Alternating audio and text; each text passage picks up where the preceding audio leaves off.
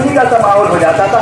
अब बताइए, आपके बैठने के लिए शामियाना लगाया गया है, कुर्सियों का इंतजाम किया गया है, क्या ये अच्छा लग रहा है जी? ये अच्छा, इंशाअल्लाह ये तो आज शुरुआत है। अगर आप साथ देंगे तो इंशाअल्लाह आने वाले सालों में भी और बेहतर से बेहतर इंतजाम किए जाएंगे और इस दिन को ऐसा यादगार बनाया जाएगा इंशाअल्लाह, जिसकी वजह से देश में अमन और शांति का माहौल भी कायम किया जाएगा। हमने पढ़ करके सुना रहा हूँ, जिन जिन भाई के पास ये पहुँच चुका है वो दिल में नियत भी करेंगे, इरादा कर लें कि आज के बाद हम इस चार्टर के मुताबिक, रसूल रहमत के आखिरी खुतबे के मुताबिक हम अपनी ज़िंदगी को बसर करने की कोशिश करेंगे।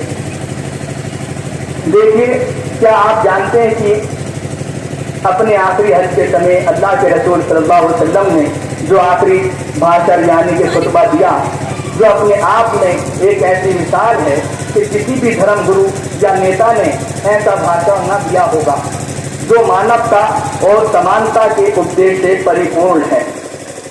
अंतिम हज का ये भाषण इस्लाम के व्यक्तिगत और सामूहिक नैतिकता और इस्लामी शरीयत के नियम का एक व्यापक संविधान है। आप सल्लल्लाहु अलैहि वसल्लम के 23 वर्षीय संघर्ष का सारांश और इस्लामी शिक्षाओं का सार है।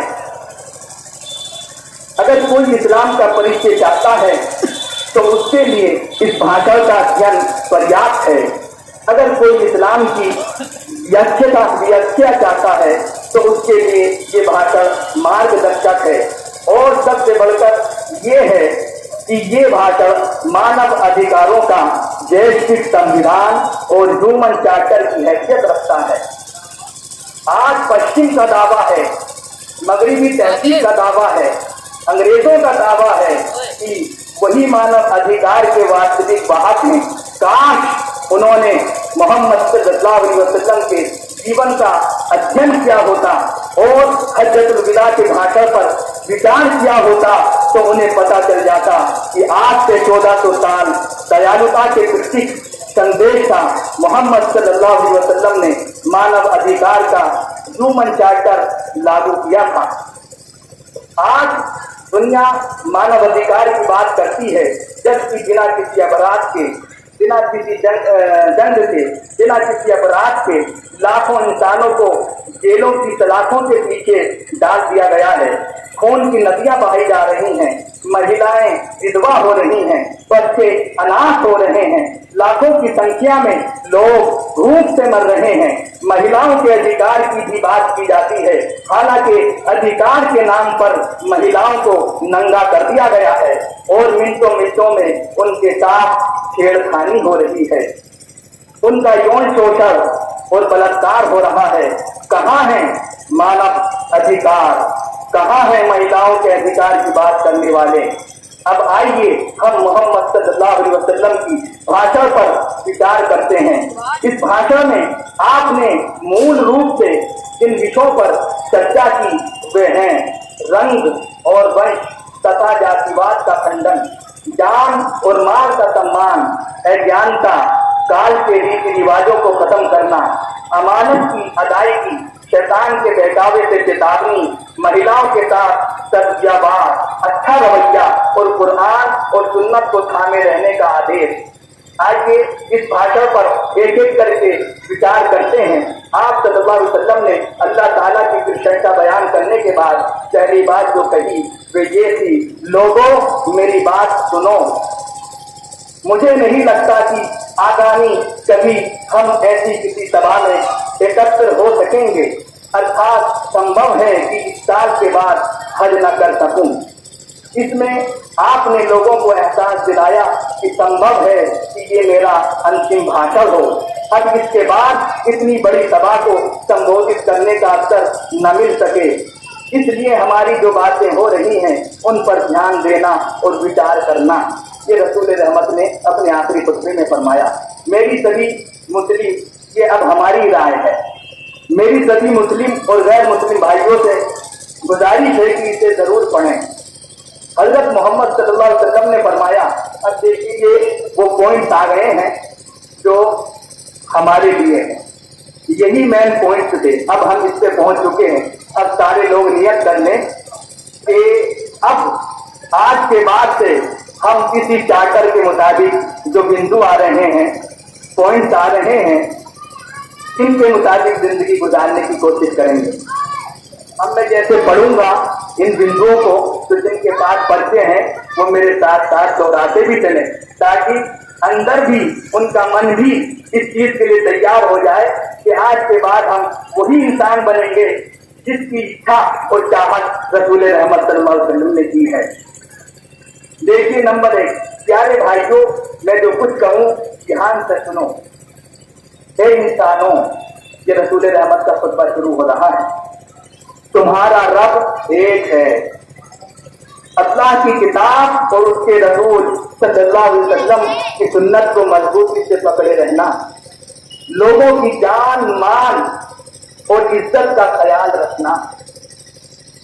न तुम लोगों पर जुल्म करो, न कयामत में तुम्हारे साथ जुल्म किया जाएगा। कोई अमानत रखे तो उसमें खयानत न करना। ब्याज के करीब भी न फटकना, दूध के करीब भी न फटकना। किसी अरबी तो किसी अजमी पर, यानी कि गैर अरबी पर, हम लोग अजमी हैं, किसी अरबी को किसी अजमी पर, और किसी काले को किसी गोरे पर, या किसी गोरे को किसी काले पर, या किसी अमीर को किसी गरीब पर कोई बड़ाई नहीं है। फिर मुख्ता अगर किसी को है तो सिर्फ तकवा यानी कि परहेजगारी से है।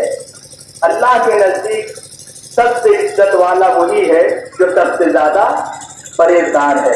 अर्थात रंग, जाति, नस्ल, देश, क्षेत्र किसी की श्रेष्ठता का आधार नहीं है। बड़ाई का आधार अगर कोई है तो ईमान और चरित्र है, किरदार है।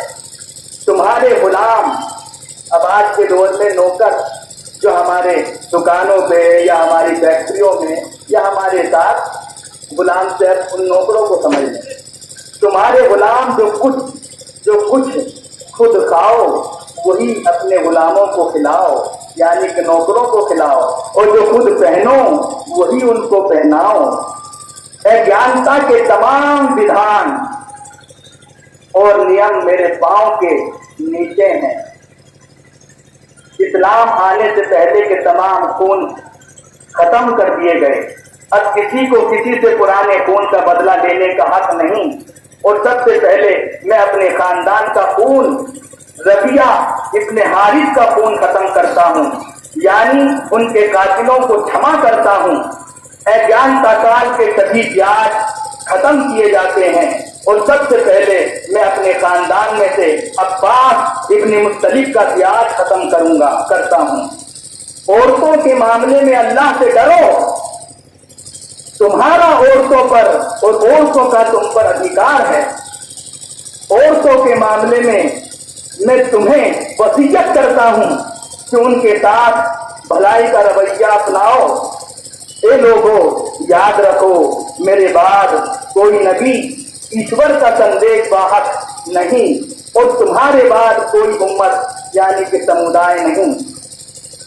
अपने रब की इबादत करना, फिर के दिन 5 वक्त की नमाज पढ़ना, रमजान के रोजे रखना, खुशी खुशी अपने माल की ज़कात देना, अपने पालनहार के घर का हज करना और अपने हाकिमों का आज्ञा पालन करना। खबरदार मेरे बाद गुमराह ना हो जाना कि आपस में एक दूसरे की गर्दनें मारने लगो। जिस किसी के पास अमानत हो तो उस पर लाजिम है कि वो अमानत वाले को ठीक अमानत अदा कर दे। अगर कोई नक्शा या फाम हबशी ही तुम्हारा अमीर बना दिया जाए और वो किताबुल्लाह के अहकाम के मुताबिक तुम्हारी क़यादत करे तो तुम उसको सुनो और उसकी इताअत करो। शैतान इस बात से मायूस हो चुका है कि इस शहर में अब कभी उसकी इबादत की जाएगी, लेकिन इस बात का इम्कान है कि ऐसे आमाल में जिनको तुम कम अहम समझते हो उसकी बात मान ली जाएगी, इस पर भी वो खुश रहेगा। बस तुम उससे अपने दीन को बचाकर रखना, बस अपने रब की इबादत करो। ऐसा करोगे तो अपने रब की जन्नत में दाखिल होगे। ए लोगों, क्या मैंने अल्लाह का पैगाम तुम तक पहुंचा दिया? लोगों की भारी भीड़ एक साथ बोल उठी। जब रसूल रहमत ने आखिरी अल्फाज कहे तो लोगों की भारी भीड़ एक साथ बोल उठी, हाँ ए अल्लाह के रसूल। तब हजरत मोहम्मद सल्लल्लाहु अलैहि वसल्लम ने 3 बार कहा, ए अल्लाह तू गवाह रहना, ए अल्लाह तू गवाह रहना, ए अल्लाह तू गवाह रहना। उसके बाद कुरान की ये आखिरी आयत उतरी, आज मैंने तुम्हारे लिए दीन सत्य धर्म को पूरा कर दिया और तुम पर अपनी नेमत कृपा पूरी कर दी। ये रसूल रहमत का आखिरी खुतबा आपके सामने हमने पेश किया, जिसको अपनी जिंदगियों का नमूना बनाना चाहिए। और इंशाअल्लाह आज हम वादा करते हैं